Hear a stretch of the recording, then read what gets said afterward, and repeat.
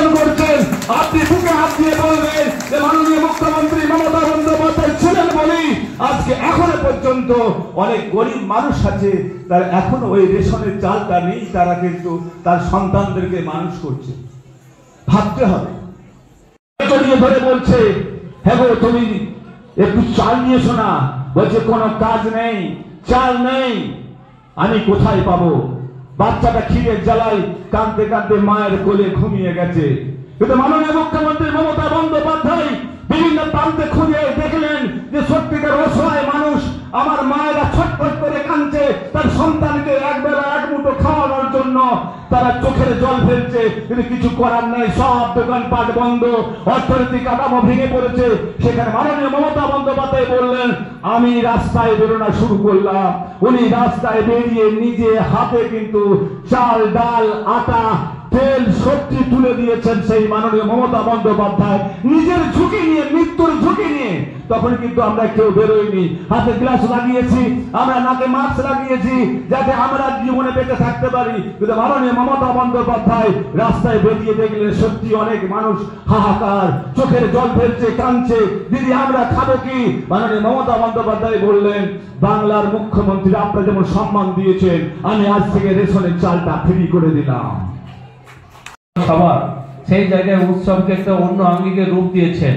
আমরা জেনে খুশি হবেন যে আমাদের এই জামালপুরে প্রায় 320 থেকে 30টা আমাদের জামালপুর বিধানসভায় হয়, আর দুর্গা পূজা হয়, তার মধ্যে 300-র বেশি হচ্ছে আমাদের এই জামালপুর ব্লকে হয়।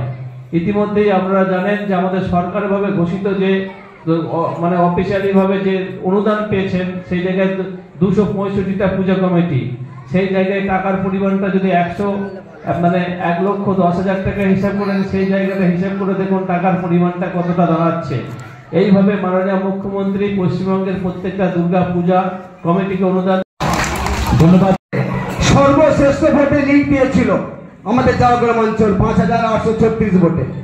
আমরা আগামী দিনে আমাদের সায়ন্তন ভাই বলছিল যে আমরা আগামী দিনে নির্বাচন, বিধানসভা 2026-এর বিধানসভা নির্বাচনে কোন বুথ কত বেশি ভোটে লিড দিতে পারবো।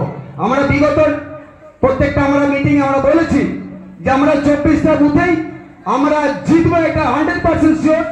সব থেকে কোন বুথে কত বেশি ভোটে লিড দিতে পারবো সেটা আমাদের কর্মীরা বা আমাদের নেতৃত্বরা ওনারা ভেবেছেন এবং আমরা কথা দিয়েছেন যে আমরা প্রত্যেকটা বুথে সর্বোপরি বেশি ভোটে আমরা জেতাবো।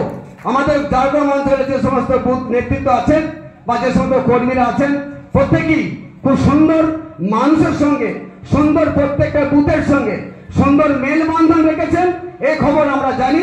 যে উন্নয়ন আমাদের ঘরে ঘরে পৌঁছে গেছে, ছেলে মেয়েদের স্কুল থেকে শুরু করে লক্ষ্মী ভান্ডার, বিধবা ভাতা, বার্ধক্য ভাতা, আরো অনেক প্রকল্প, স্বাস্থ্যসাথী, আমাদের দুয়ারে রেশন, এইগুলো যে আমাদের বাড়ির সকলে পেয়ে থাকি। তাই সকলকে আমাদের যে দুয়ারে পৌঁছে যেতে হবে, মানুষের পাশে থাকতে হবে, উন্নয়ন নিরিখে আমাদের মানুষকে বুঝিয়ে আবার সেই জোড়াফুল চিহ্নে ভোট দিয়ে সকলকে অনুরোধ করছি মাননীয় মুখ্যমন্ত্রীকে হাত শক্ত করতে।